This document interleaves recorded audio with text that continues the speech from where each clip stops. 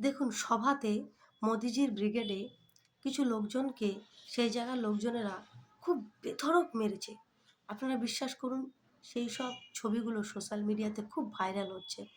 আর সেই ভাইরাল হওয়া photo video মানে ফটো দেখে আমি খুবই মর্মাহত। আমি খুব কষ্ট পাচ্ছি যে তাদেরকে আপনারা এমনভাবে মেরেছেন যে তারা নিজেদের শরীরে ব্যান্ডেজটা পর্যন্ত ঠিকঠাক করতে পারেনি, জামাটা খুলতে পর্যন্ত পারেনি। তাদেরকে এত সিরিয়াস করে দিয়েছেন যে তারা জামার ওপর দিয়ে ব্যান্ডেজ করতে বাধ্য হচ্ছে, তারা যেখানে সেখানে ব্যান্ডেজ করতে বাধ্য হচ্ছে। এতটা মেরেছে।